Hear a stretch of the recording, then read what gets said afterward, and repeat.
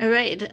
Hello, everyone. I am very happy to chair this session. My name is Carol Shiue. I'm from the University of Colorado. And the talk that is being given today, the title is Persistent Specialization and Growth, the Italian Land Reform. And going to have one of the authors, Giampaolo Lecce, present the paper today.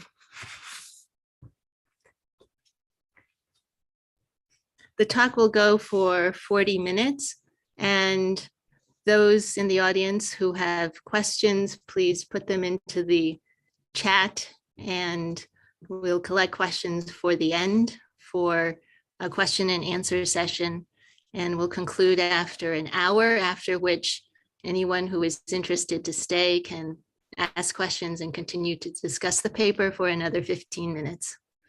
So whenever you're ready, Giampaolo. Perfect. Thank you, Carol. So let me share the slides. Okay, can you see them? Thank you. So thank you very much, Carol, for the introduction. Thank you very much to the organizer for this great opportunity. I'm super happy to be here today, and thank you very much for to the audience. So this is a joint work with Riccardo Bianchi-Vimercati and with Matteo Magnaricotte. Well, we know that the structure of property affects economic outcome through different aspects, right? Through bargaining, consumption patterns, investment, and in many other ways. So, but we know that land distribution and actually land redistribution has always been, part of the economic policies of the governments. So we have many historical instances of land redistribution for several reasons.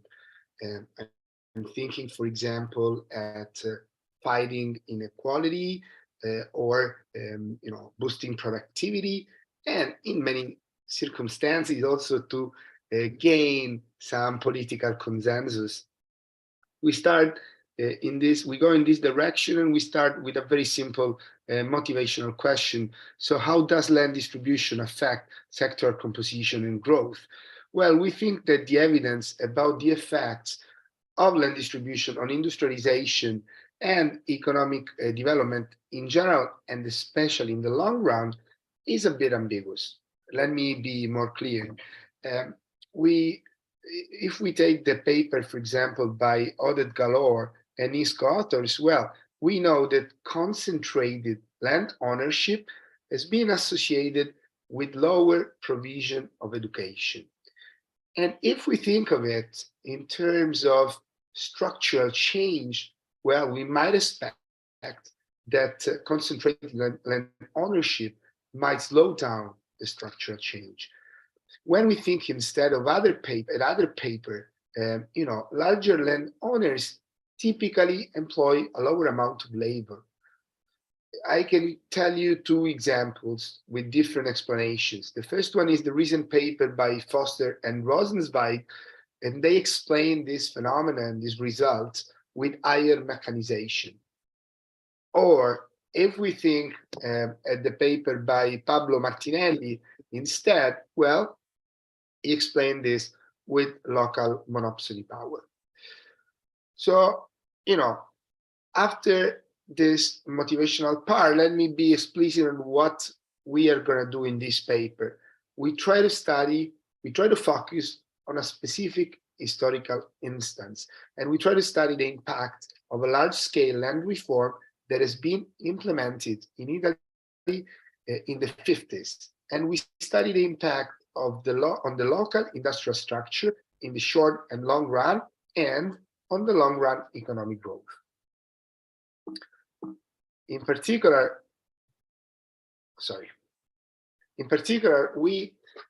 let's say we have two sub-questions. The first one, the one we investigated, let's say more extensively, is the following: how did the 1950s land reform affect the short and the long run sector composition of the reform areas? While in the last part of the presentation, we will look at the effect of this reform, so of the local specialization that followed the reform on the long run growth of the municipalities. So if you agree, I will tell you briefly what we have done and what are the main results of in the next 35-40 minutes. I will be more specific, but just in case I will run out of time, at least we have discussed the main results. So in the first part, we use a difference in difference approach. We digitize new fine-grained data on expropriations. We combine them with, let's say, more common data, the one from censuses. We also integrate them with digitized land distribution before the reform. And we are able to provide evidence that areas with higher incidence of expropriation reported a higher share of workers employed in agriculture. At a first sight, you might think there is a pretty natural result.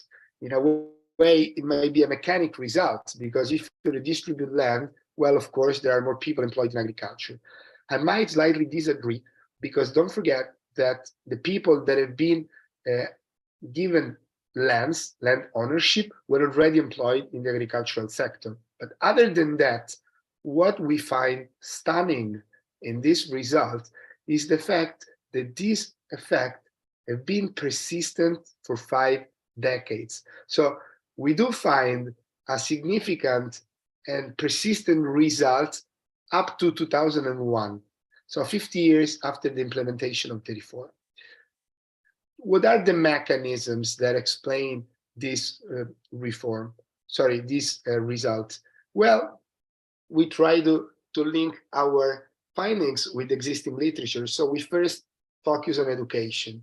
I mentioned already Audit Galore. There are many other papers, Chinirel and Hornung, Albertus, that actually stress the importance of education. I can already tell you that we don't find any effect of the reform on educational attainments in Italy. Then we discuss scale. Unfortunately, we don't have a rigorous way to test these mechanisms, but we have some suggestive evidence that scale was reduced, because one of the goals of the reform was, in a way, to redistribute redistribute land and to fight land inequality. And we know that scale might be an important driver. We do test agglomeration. Why? Well, we know there is an extensive literature linking agglomeration with industrialization. And we do find, using 2 different measures of population density and a measure of what we call to be rurality, we do find a significant relationship between this measure of agglomeration and the reform.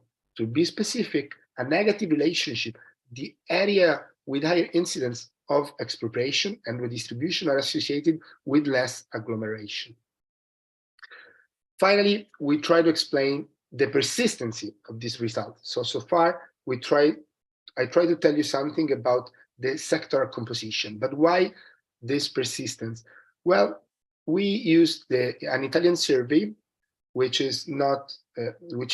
includes people from treated and untreated area, and we try to provide you some suggestive evidence that giving land ownership might have influenced the occupational choices of the following generations. So given the fact that you receive land, well, the following generation might be more and more likely to be employed in agricultural sector. Finally, we cannot implement a diff in diff anymore because we don't have an income measure in the pre-reform period. So we use a completely different specification. So we use a matching estimator, and we provide evidence that municipalities affected by land redistribution experienced lower long-run growth. So I hope I gave you a brief overview of what I will present. This is the outline of the presentation. So I don't know how many people are familiar with Italian history here in the virtual room. It is not relevant for my presentation. I will give you more details as much as I can. Please feel free to ask me a question if I'm not clear enough about the Italian reform. Then I will provide you evidence with the data that we collected. And finally, in the order I mentioned in the previous slide, I will discuss the results on sector composition, occupational inheritance, and the effects on income growth. So, Giampaolo, I do see one question from Anna. Anna, you're unmuted if you wanted to ask a Hello? quick question. I couldn't hear you. Sorry, I couldn't hear you, Carol. Okay, I think it's just a mistake. It's fine. Keep going, please. Oh, okay. Well, after the Second World War, many rural workers were living in dire straits in Italy.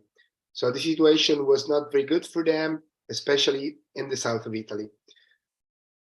You should think of Italy, and especially the south, as still as a feudal regime. Okay, at the end of the 40s, many rural workers started to be on strike and to occupy plots of uncultivated land. They had grievances with their absentee landowners. The only problem with these occupations and these strikes was that the police forces tried to repress them, and in many cases, they ended up in blood. I would say the most famous example was the Melissa case in 1949 in my region, where 3 occupants were killed by the police. To avoid an even bloodier escalation, in 1950, the ruling party, the Christian Democrats, they promoted in parliament a land redistribution law.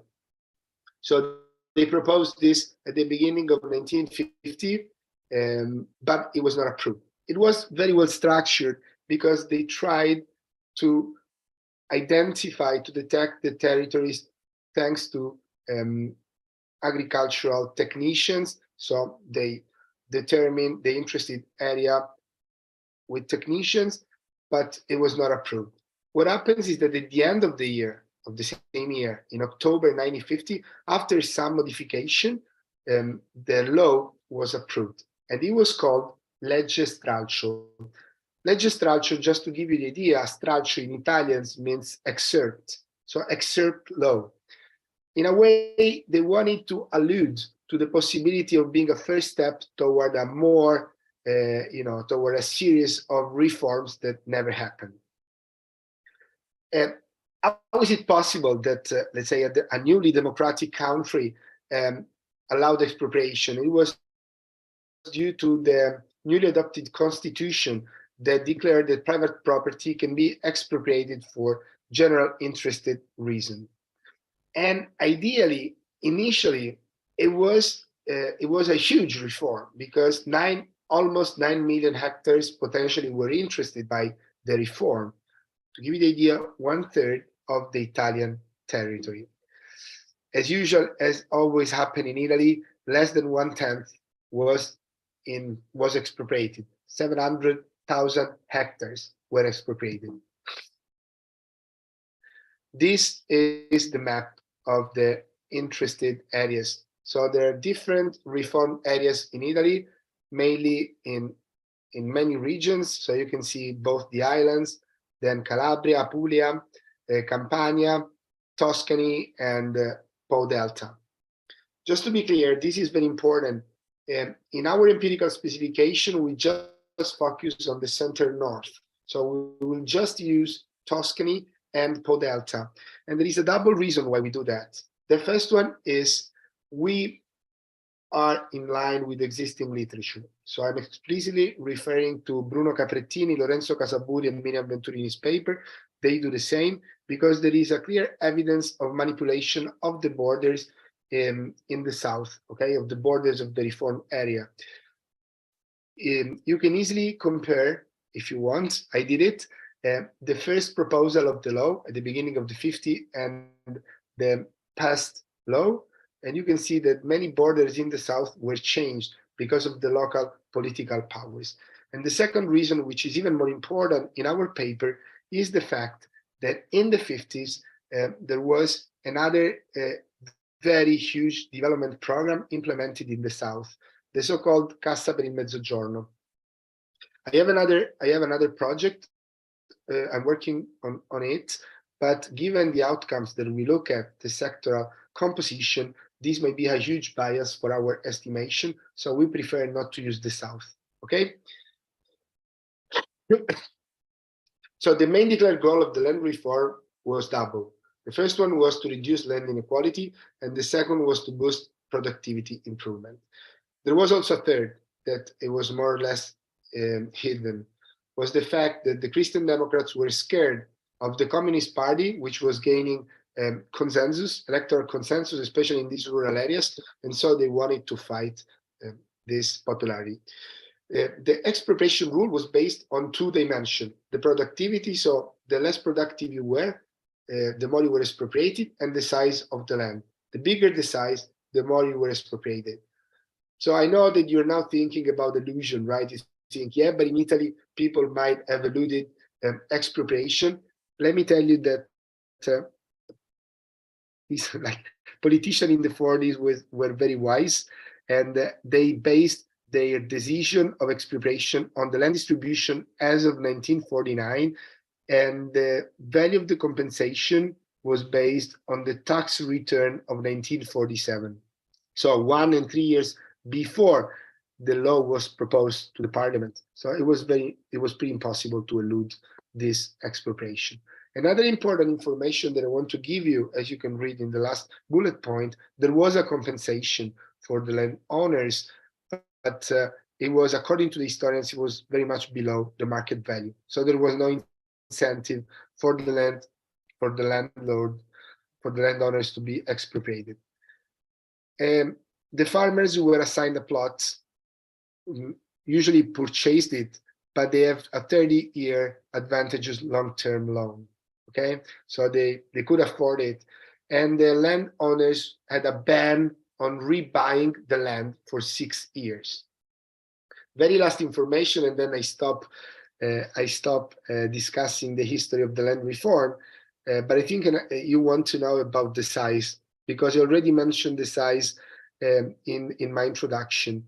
Well, as I said, they expropriated approximately 700,000 hectares, and there were two different sizes. The quota, which was the smallest one, and it was not enough, according to the historians, for the sustainability of a family or an entire family, while the podere was enough for a family business. Okay, so both were pretty small for a proper, let's say, business.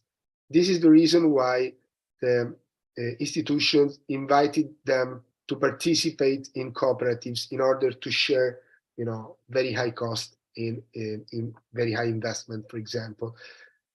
Very last point, every reform area had a local institution managing it, and this was named Enti di Riforma. So Enti di Riforma were in charge of collecting the applications of the expropriation and of the redistribution according to the application.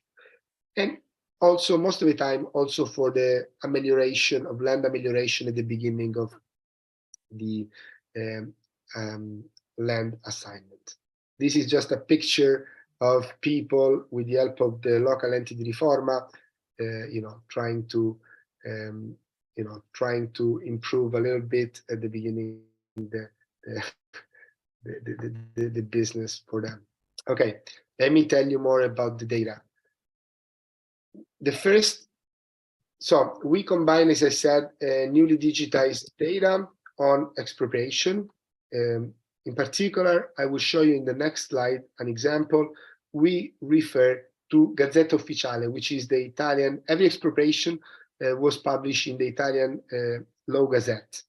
And we have this very fine-grained data. Then we digitize income level estimation of income level in 1970 and municipal level. These are estimations from a private institution, from Banco di Santo Spirito, which was then part of Bank of Rome, and we combine them with the official estimation in 2000 from the Ministry of Economic and Finance. Then we collect all the censuses, basically starting in 1936 up to 2001, the municipal characteristics, population, literacy rate, and other socioeconomic variable as sector employment, for example, which will be our favorite outcome variable. And finally, we digitize, but we are definitely not the first one, the land distribution in 1948 from the National Institute of Agrarian Economics.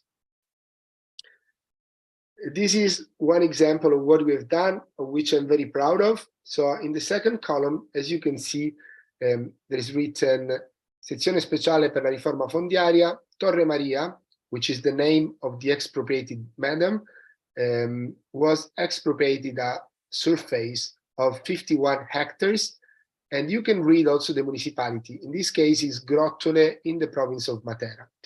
So what we've done here is we digitize all the single expropriation, and then we collect at municipal level. So we don't care about the identity of the expropriated people, but we have a municipal level measure of the number of hectares expropriated. We put at the denominator the estimated size of the municipality in the census of 1951, and so we have a relative measure of expropriation for each municipality. Here we are. So you can see Tuscany and you can see O Delta. And here we have plotted percentage of expropriated land. The average expropriation is around 15%. So, you know, there was a pretty huge wave of expropriation. And the 19th percentile is 32%. Let me tell you something about our empirical specification because I'm almost there. You can see there is control and treated group. So how we define the control group?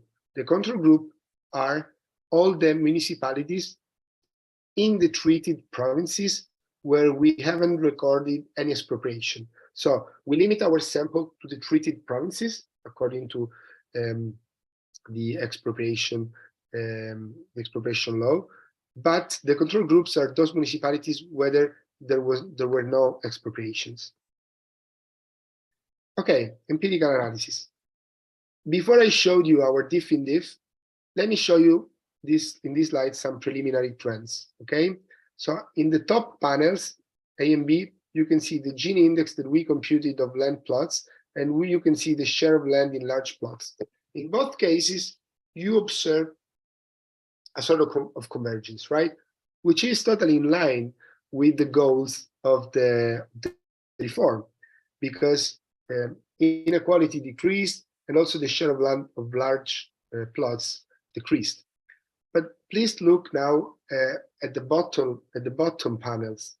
So on the left, you see the share of people employed in agriculture, and in the right panel, you have the share of people employed in manufacturing using the census data. Well, as you can see, they're very close in both cases before the reform. But starting from 1961, we observed that the treated group is always above the control group when we look at the share in agricultural sector, and the opposite happens in the manufacturing panel.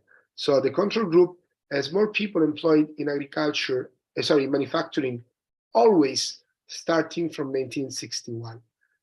And this trend is also the thing we show in a more rigorous empirical specification. So let me explain what we do. I think it is already clear in your mind, but let me be more rigorous. Why IT is the economic outcome in municipality I in decade T usually is the share of people employed in agriculture or the share of people employed in manufacturing in municipality I in decade T. Then we have a full set of time effects. We have a full set of municipality fixed effects, and the variable, the coefficient of interest is estimated by interacting time dummies with capital E. Capital E is our expropriation measure. We have two actually. We have a dummy variable, whether there was an expropriation, at least one expropriation or not in the municipality. And then we have our favorite measure, which is the ratio of expropriations over the size of the municipality. And this is clearly a time invariant measure because we collect the expropriation in the 3 years of the land reform.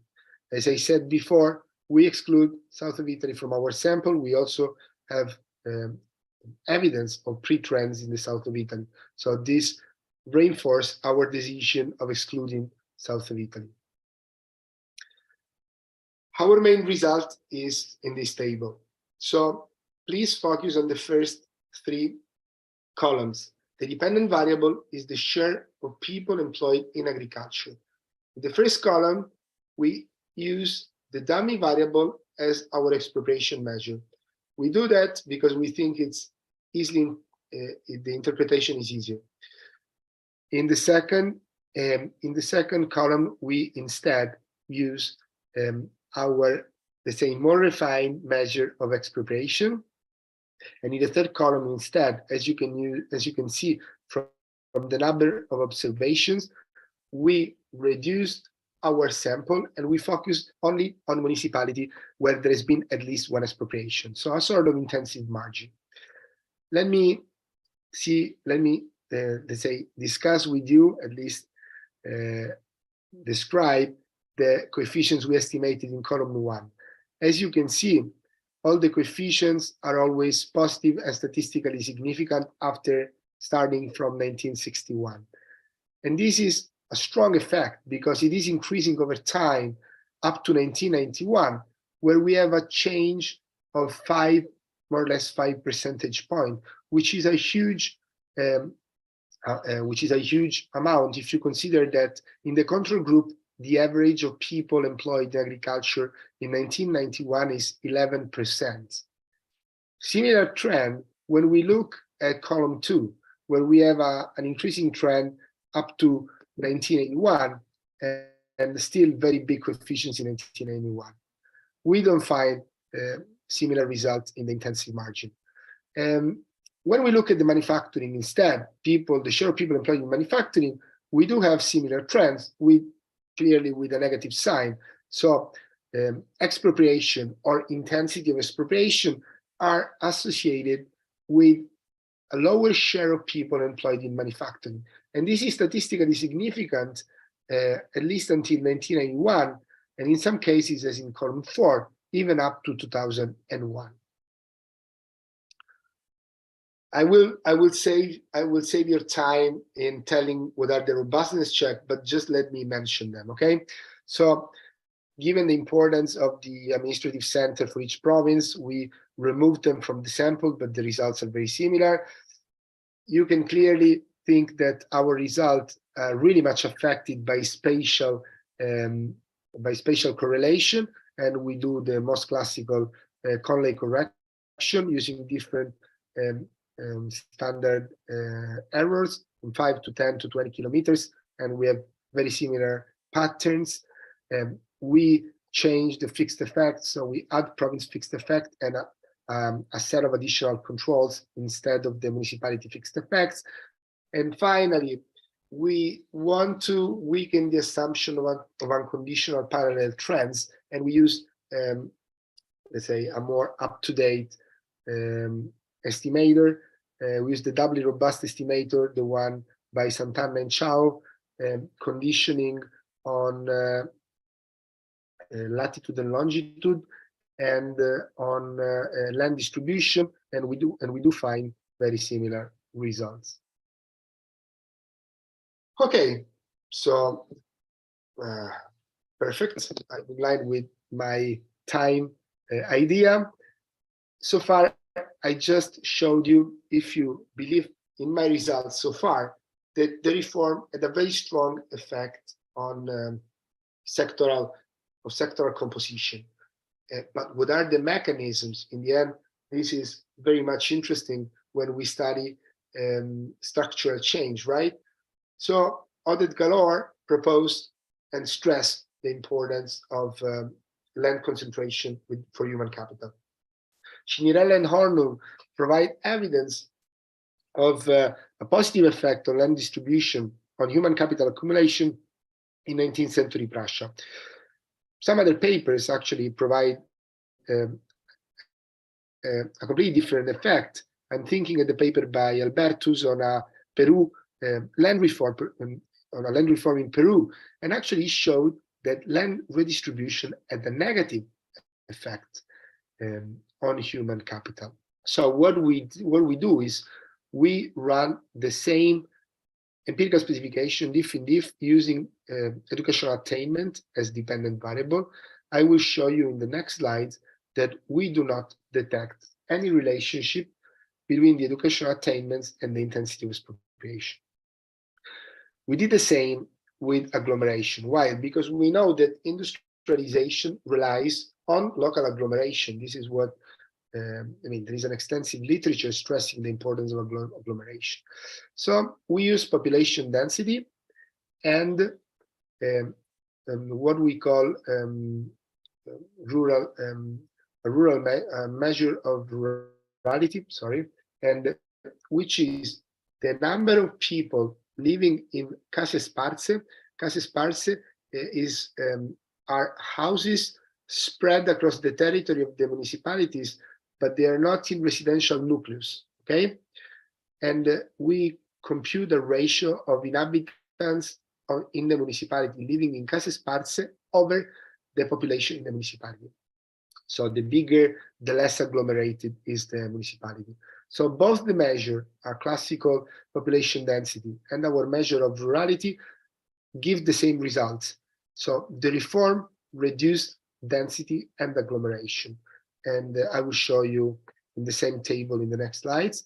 And finally, we don't have any formal test, but we have to mention and discuss the importance of scale, because if you remember the graph I showed you before, we do observe a decrease in the scale, so a decrease in the land size. And this clearly is associated both in the paper by Adamopoulos and Vestuccia, in the paper by Rosenzweig and Foster, in the paper by Pablo Martinelli. As I said, for different reasons, this is associated with a lower level of industrialization.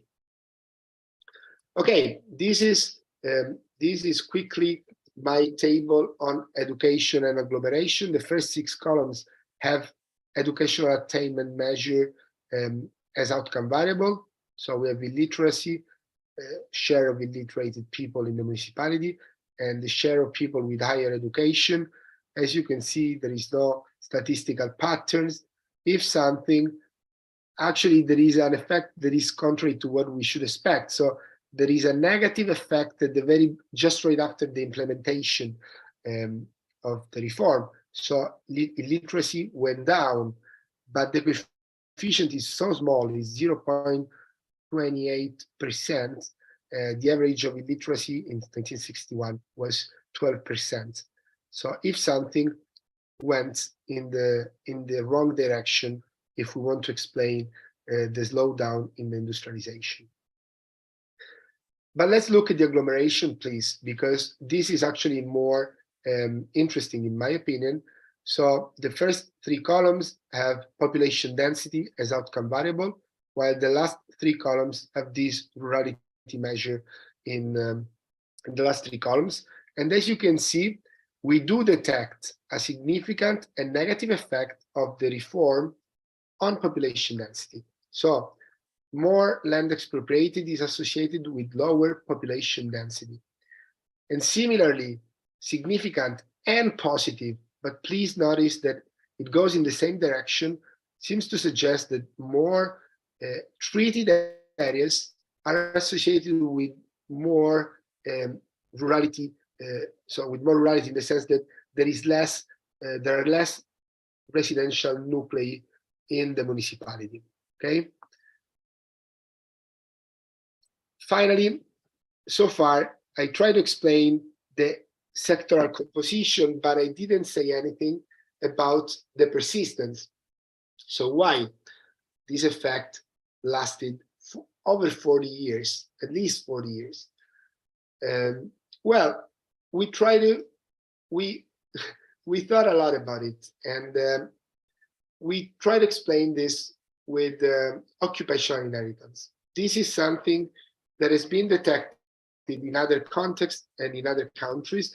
I'm thinking at the paper by Fernando, for example, a very recent paper, and he actually documented this occupational inheritance in India. Let me be clear, we don't have data for the reform areas. So here we are considering a very huge survey data collected by the Bank of Italy in the period 1977 and 2006 that covers all Italy. So we don't have information about the geography of the respondents, but we do something very simple, at least in our view. So we test whether young adults, whereby young adults I mean 20 years old or older, are employed in the same sector as their father. Why we're doing this? Because we thought that the land reform generated a new class of land owners, self-employed agricultural worker. So now these workers own the land. So maybe the incentive for the following generation might be different. And we show actually that using this survey that the ownership of land is indeed positively related to occupational transmission. So children of agricultural workers have more than twice the probability to stay in agriculture when their parents own their land. Let me show you. So we did this very simple experiment, let's say, no, sorry, not experiment, but attempt. And we have as dependent variable whether, you know, whether you're employed in agricultural sector. Then we control whether your father is a business owner in the agricultural sector, is a business owner in other sectors. Then we have other individual controls, and we have region, fixed effect or not. We do the same exercise considering also women. But as you can see, no matter which sample we use, if your father is a business owner in agricultural sector, you are more likely to be employed in agriculture. Finally, well, I told you that there was an effect on industrial on sectoral occupation, but I didn't tell you anything about you know, the effect in the long run. So we can associate some of the mechanisms that I mentioned, agglomeration, occupational inheritance, scale, to inefficiencies, right? But we wanted to say something a little bit more rigorous. So with the data we collected from the Bank of Rome, combined with the estimation of income by the Ministry of Economics and Finance, unfortunately, we don't have any data before 1950, so we had to change our empirical approach. We use a Corson exact matching based on region. Why? Because we think that municipalities in the same region are more comparable, with soil suitability and pre-reform land inequalities are associated to the two main drivers of the reform, land inequality and productivity. So once we've done this match, our results suggest that even though the reform might have some positive effects on economic developments, just right after the implementation, in the period 1970-2000, it has a negative effect on income growth. Let me show you the last table. Well, if you look at the first two columns, we use just a dummy for the expropriation. We are not focusing on the intensity of the expropriation. When we look at the 1970 income, well, there's nothing significant. So being expropriated or not is not statistically correlated with 1970 income. If something, it seems to be positively correlated. But when we look at the income growth using this estimation in the period 1970-2000, well, the results seems to point toward a decrease in income because we have a significant and negative coefficient. And the size is pretty big because it's 20 percentage points, and the average growth in these 30 years is 183%. So 20 percentage points over 180, of an average increase of 180. Okay, let me just conclude, and then I'll leave the stage to Carol.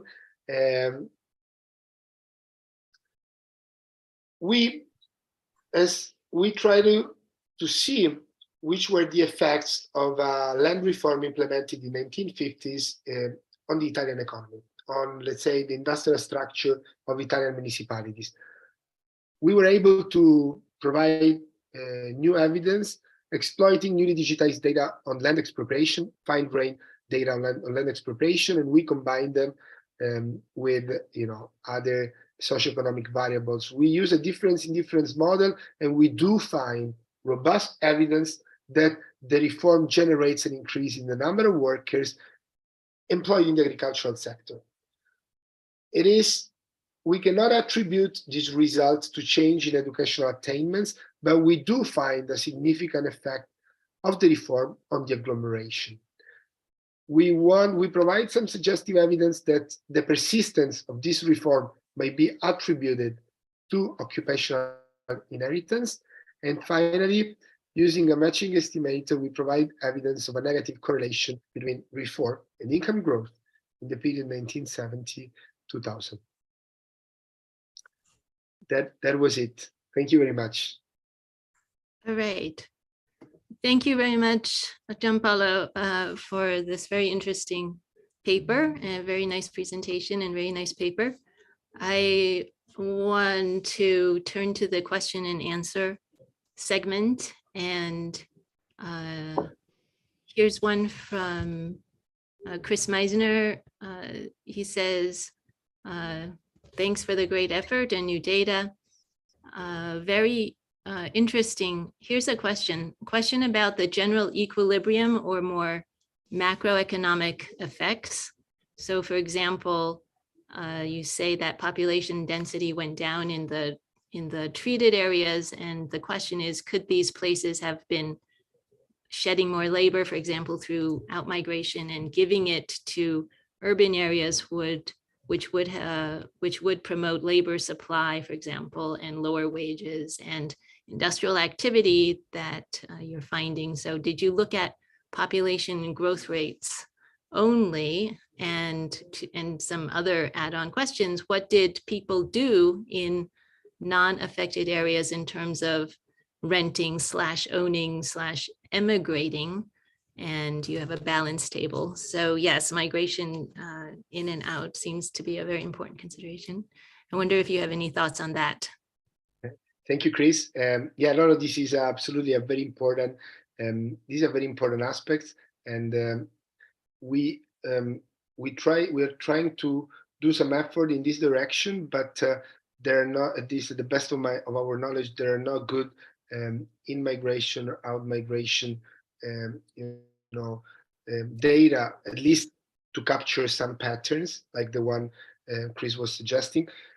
What I can tell you is that in terms of the land reform, according to the anecdotal evidence, it's very unlikely that people was in-migrating to exploit, to get assigned a piece of land. The reason is that the norm, the law was explicitly suggesting that preference in redistribution should have been given to local population, so to people living in the municipality. In terms of out-migration, I agree with the question that I cannot be sure that maybe the municipality that were not treated, that did not see people migrating toward other areas, more industrialized, in a way, untreated areas. But in terms of treated areas, I would say I don't have any concern about in-migration. I cannot say anything rigorous in terms of out-migration. Mm-hmm. So there may well be a redistribution of. Yeah. Here's a question, a very technical question. It's from Taekwon Ho. She says, it is known that the DID estimate is likely biased if there is heterogeneity in treatment effects being estimated. So for example, if the treatment effects are time varying, and have you considered other estimators? For example, there's the Chess-Martin de Hautefeuille in 2020 AER that are possibly more robust to heterogeneous treatment effects.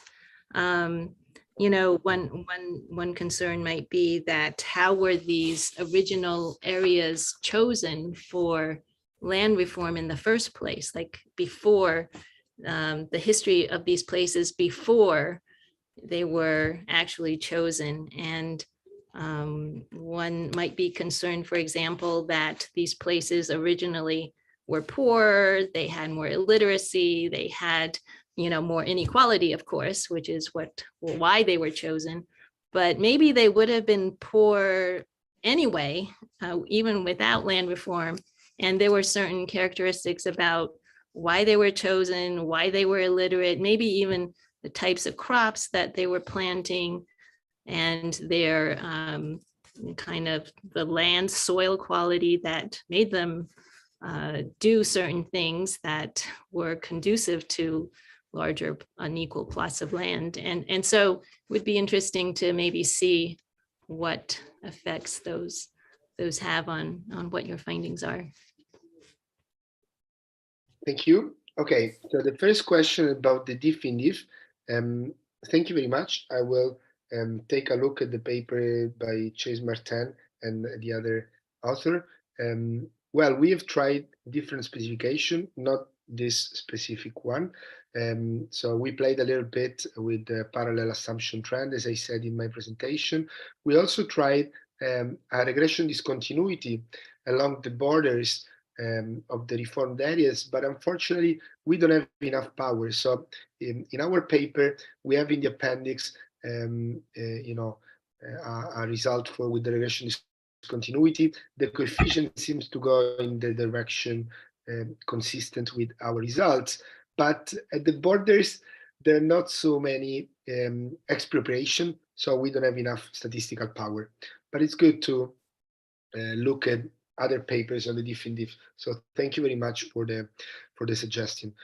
The other question about, let's say, the features, if I'm not wrong, from the features of the treated areas, so the areas that were, let's say, chosen in this land reform. Well, we do, in all our specifications, we have a row of pre-trends, right? The 1936 that I'm sorry, actually, I didn't emphasize it too much, but they are never significant. So in a way, our measure of expropriation are never, luckily, and we are very happy with that, they are never statistically associated to 1936 measures, which seem to suggest that no pre-trends can be detected. While this is not true in the South, because in the South, as you suggested, some other socioeconomic conditions which then determine political decision did affect the draw of the borders. Mm-hmm. So we are not very concerned about these pre-trends. And we also played a little bit with matching estimator. So we also did a propensity score matching on the diff in diff, but the results are pretty much similar. So I think I can reassure you that our results are not driven by pre-existing characteristics. Okay. I do have a longish kind of a question from Arnaud Dessau, and so I will actually here have Arnaud ask it himself. It's unmuted. Hi, can you hear me? Yes. Okay. So yeah, many thanks, Giampaolo, for your presentation. So I just wanted to share a related paper, a working paper that I have published very recently, where I study actually the consequences of also a land reform, but that happened during the French Revolution.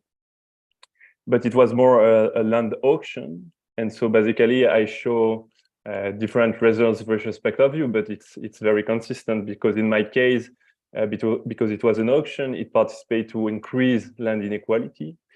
And so typically farm size, and I observed that productivity in those places increased after. And one mechanism on which I focus is the link between inequality, so of course land inequality, and investment. And so I was also wondering if you can maybe push a bit further in that direction for your paper, maybe showing that in municipalities with more redistribution, I mean, who redistributed the land, they were investing so less in physical capital in agriculture. So a story à la Gaylor and Moab, for instance, or Gaylor Zera type of story. Thank you. So thank you very much, Arnaud. So thank you also for pointing me your paper. Sorry, I never came across with it, so I will read it carefully. Thank you. No, so as you notice, this is still a working paper. So I totally agree with you. We are trying to complement with data on productivity, for example, or with data on physical investment. While I'm a little bit more positive vibes on productivity, I don't think it's super easy to find data, historical data on physical capital in rural, let's say in the rural sector. We are trying to look at agricultural censuses, for example, but yeah, so far we didn't find good data that covers at municipal level that can help us addressing these questions. But I agree with you. It would be super interesting to find a story that links redistribution with physical capital. All right. Thank you. Thank you. And Ray, question from Ray. Thank you. Thanks, Giampaolo. Fantastic work. So I have some questions that go back to the previous ones and maybe some new ones. So on migration, did I understand correctly? You said you don't have any information on internal migration, but I thought in Italy was actually one of the few countries where this is relatively easy to get because of the difference between commune of origin and commune of residency, right? So if you wanted to know who lived in Milan in 1970, having come from these communes, it would be relatively easy to get from the 1970 census. So maybe not in migration, but definitely out migration. That shouldn't be a problem. Then going back to the technical question about Schott-Fontaine. So I think that one of the problems here is not really heterogeneity of the treatment effects, is as Carol was saying, the fact that the treatment occurred over 5 years or even more or less, right? So it's unclear who is being treated and who's the control throughout at least those 4 years, right? So maybe 4 years don't matter so much in the long run, right? The fact that, I don't know, you were among the early adopters, right? So, but maybe it does, right? So in case selection into treatment was not entirely random. Now, I know that you do the doubly robust adjustment to the diff and diff, but we also know, and you mentioned the paper, that the borders of the intervention were politically massaged, right? And I was looking right in the paper, right, table A6, and this propensity score matching is I know you use exogenous variables, right, in terms of local endowments and geography and so on. But if this was being politically manipulated by the DC, right, how should we think about it, right? So if it was being manipulated on something that would be exogenous to treatment, say, I don't know, local degree of religiosity, right? Irrespective of inequality, more Catholics vote for the DC, no questions asked, so you don't need to intervene in more Catholic rich commune and you do in less Catholic, or votes for the communists, right? Which is the reverse of probably of the religious marker, right? So how would that affect your results? Sorry, just I missed the first part of your question. So when you mentioned the 4 years, I couldn't hear you very well. So No, I'm sorry. No, it's the fact that it's a bit odd to run a diff and diff when the treatment is not contemporaneous, right? So some communes got their land reform in 1950, some in 1951, some in 1953, right? So for a while, at least, the control group, the composition of the control group is changing during the treatment. And then what I said is that maybe this doesn't matter so much when your outcomes are in 1960, 1970, and so on. But, right, so there's ways of dealing with that as well. Okay, no, I agree with you, but let me try at least to reassure you. So the first thing is that the law was passed in October 1950. So we observed the first expropriation at the beginning of 51 up to 53 or 54. I don't remember exactly, but our measures are decadal measures. So they're measured in 51 and 61. So I would say that I'm pretty confident that the measures in 1951 have not been affected, at least if they are, because they were measured few months before. They were published in 1951. So if a few land were expropriated at the beginning of 51, I think this is pretty much irrelevant. Even the percentage of land expropriated in 51, because we computed it, because we have the information in which year each expropriation was run, the percentage was extremely small. So even if the census measures were computed at the beginning of 51, I would not be concerned that they were affecting our measure. While the second observation is in 1961. So the land reform was completed. With respect to the manipulation, I totally agree with you, Rui. So this is the reason why we eliminate and we don't use the south of Italy. I'm from the south, so I'm very sorry that we don't use my original place. But when you compare the first proposal at the beginning of 1950 and the law that passed, the borders are different, but they're not different. They're not significantly different in the north.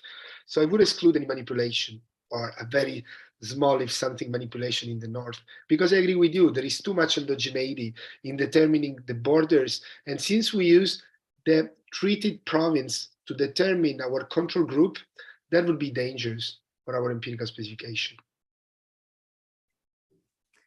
All right. Thank you for the presentation and the questions and the discussion. We're at the end of the hour, so for anyone who is able to stay another 15 minutes, we can continue. And I just wanted to also remind everyone that the next talk will be on May 3rd, and the title will be Finance, Advertising, and Fraud, the Rise and Fall of the Freedmen's Savings Bank by Claire Claire of the University of Toronto and Punar Tak of the London Business School. And the chair will be Natasha Postelvine from the London Business School and CEPR. Thank you, everyone. Thank you.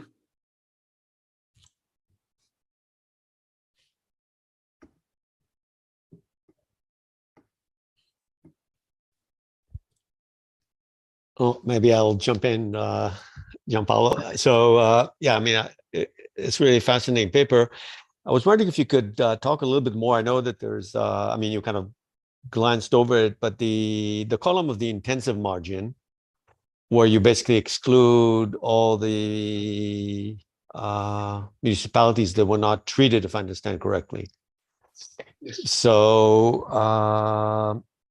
so two things. One is when you look at this, so I'm just looking at the number, at the significance, let's put it this way. So it seems like that the intensity is not as significant as the dummy treatment, in terms of significance at least. And what can you say about that? What kind of mechanism you would think, if it's just one farm is being treated or two farms is equal to, I mean, it's not as definitely significant, I mean, than a large percentage. So what does it mean?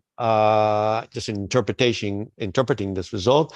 And I think which is also related to Chris Meissner, and maybe what Rui was trying to refer to, is that in terms of observation, a lot of the sample is those untreated provinces, and then these migration issues could become a big issue.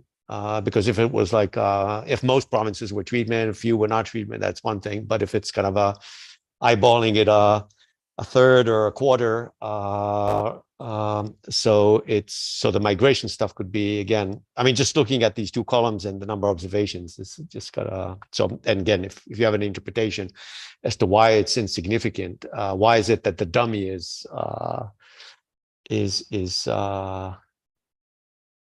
yeah, as opposed to the intensity, the extensive. So I thank you very much, first of all, for your question. Let me start from the end. I want to be honest with you. The migration problem is in there.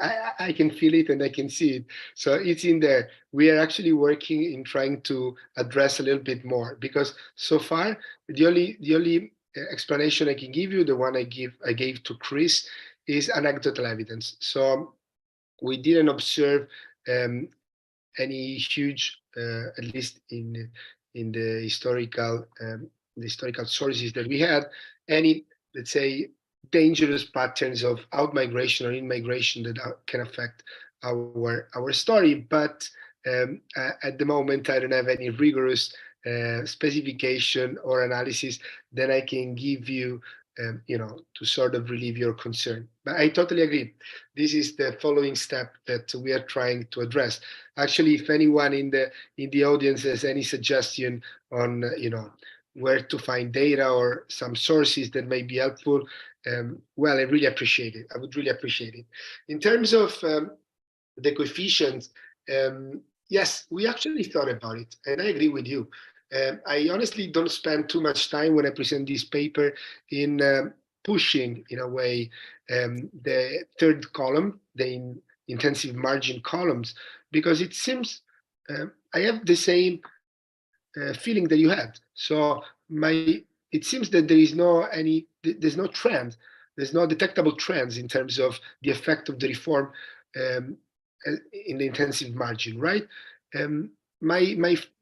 Our explanation is that being treated really changed the labor market structure in the city, because if you start to give land ownership to farmers, to rural workers, well, it really changed for the reason that we have discussed. So, for example, for the occupational inheritance, because then your son or your daughter can continue your let's say, family business that now has switched to the rural sector. It's not really about the size. It's not really about how many lands have been expropriated that makes the difference, but more whether you observe a bunch of people gaining the ownership or not. This is what. But I don't think there's nothing. I agree with you. There's nothing really relevant when we use the intensive margin. I'm not even sure if we keep it in the final version, because it's okay. Oh yeah, I would keep it. I mean, but I would maybe strengthen the kind of story you're selling. It sort of, it's a signaling effect. It's some kind of a demonstration effect, something which has more weight than the actual. I mean, it just makes it a slightly more nuanced story, and but you can definitely. Because if you don't that, then people ask, why did you do that? So you have to show it anyway, but it's but try to make, I mean, but the other thing is maybe try and come up with a story like you're mentioning, some kind of a signaling demonstration effect or whatever, something more structural rather than quantitative in some sense. But again, I don't know the history of these regions or anything, but that's, I can buy this type of argumentation. Yeah. Thank you. Yeah, Ray. Okay, sorry to come back. Maybe a reason not to keep this intensive treatment is, you know that the literature on diff and diff doesn't like continuous treatment these days. right? So you could discretize it, but anyway. So did I understand correctly that you only have data for 1936 for the pre-trends? Yeah. Because it's going to be hard to argue no pre-trends with one data point only, right? So but of course this gets into data, right? So I imagine what your answer is going to be, but that will be a problem, right? Then something perhaps more useful or more constructive, confounders. So you mentioned that the participants in the land reform, those who received land, if I understood correctly, had to be members of cooperatives for a while. Was there any equivalent drive towards cooperatives outside of the treatment? Were these cooperatives, did they get any preferential access to credit because they were cooperatives, right? As some kind of way of, getting together collateral, essentially, was there preferential access to infrastructural funding, building roads? Because actually the pictures you showed, they look like they were building a road, not making improvements to any farm. Yeah. Right? So might there be confounders? Yeah. And to piggyback a little bit on that, but separately, I was wondering whether, so they did reform, which is usually a big deal. And did they do other policies at the same time for these regions or in other regions to achieve the similar goals that they had for reform? Do you know what I mean? Yep. Is this land reform a singular policy in order to promote their goals of productivity, or did they have other ideas and they did them at the same time for those regions they thought needed rescuing? And what were they? Yes.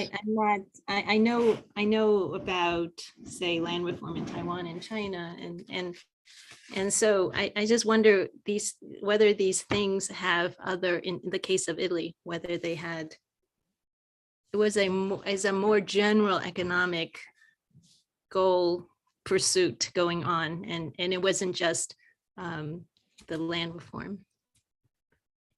As a regional measure, right? So which policies do you have in mind, for example? Which other policies do you think can be paired with land reform? Well, like Ray was talking about, road building, public works, education, well, schools, whatever. I know you had looked at this, but these places that were targets of their land reform had very low literacy rates. And so maybe that was part of it, but I don't know the history as well as you do. So that's the question. Were there any? So Rui, if you don't mind, I will start from the last question and then I will come back to you. So yeah, absolutely, yes. No, I agree. I agree with you on the fact that they were not the only policies, but I want to, sorry if I go back always to North versus South, but as you know, this is unfortunately, it is a very recurrent theme in my country. We decided to split the sample North-South for the reason you mentioned. The regions, the two regions that we use basically, actually almost three, because it's Emilia, Romagna, Veneto, and Tuscany. They were pretty much developed compared to the South. So at the best of my knowledge, there were not local policies, local development policies. So if something in terms of education, I cannot find anything in my mind that is at local level. Maybe, sorry, there was a national level. I'm sure that maybe there were some educational policies, but not at local level in the North. In terms of infrastructure, instead of development, there was a huge, massive program in the South. So Cassa per il Mezzogiorno was, just to give you the idea, it's comparable to EU structural funds. And it was a massive project that was implemented from the 50s up to 1992. And yes, in that case, they were building railroads, they were building aqueducts, they were building main infrastructure, plus they were trying to invest in big industrial plants. So if you're familiar, for example, with Alfa Sud in Pomigliano, where they were constructing this Fiat model in the 80s, they were all public funding spent to construct these big plants. To make the long story short, Carol, yes, there were many programs to boost local development in the South, and this is one of the reasons that suggested us to eliminate the South from the sample. While in the North, to the best of my knowledge, there's nothing really going on except for the land reform in that period. Well, then, which might have biased. yeah. So, you know, you have your treatment, which is closer to the coast. And then you have these other areas. And if they're building railways, then those are the areas that are closer to maybe other central Italian cities that they can reach through rails. Yeah, but there were not systematic investments in the area that we use for our sample, at least to the best of my knowledge. There were not development projects that might affect our results. So the most of the railroads were constructed and the infrastructural investments were in the south. So we only use Tuscany and Emilia-Romagna in the north. So I wouldn't be concerned of governmental policies, at least in that direction. While going back to Luis' point, no, I agree with you. Unfortunately, there are no data at municipal level before 1936 that we can use, because in 1911 and 1921 there are two censuses, of course, but they are more aggregated in terms of available data. So we cannot have but you already guessed that. So I don't. In terms of cooperatives,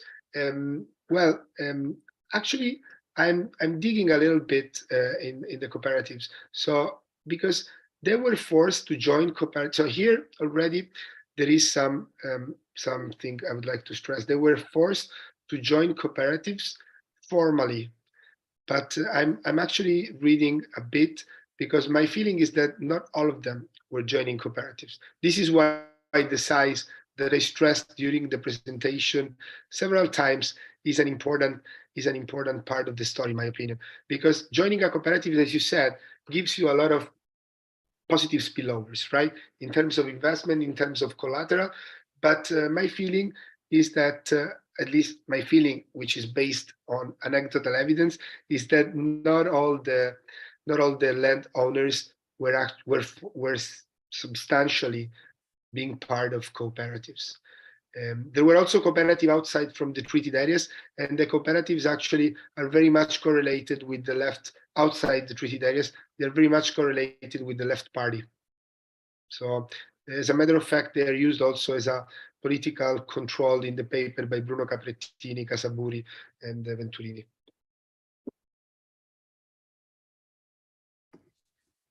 All right. That looks like we're out of time. So we'll conclude here, and thank you again for the paper and the presentation. And Yeah. Let me just thank you very much once again. It was really great, and thank you for your helpful comments. And it was also great to meet you all. So I read all your papers, so it's great to finally meet you, not in person, but but thank you for inviting me. So thanks, Giampaolo. It was great. Thank you, thanks, Carol, for sharing. So, and see you next time, maybe in person or virtually at some other place. All right. Thanks. Thank you. Bye-bye.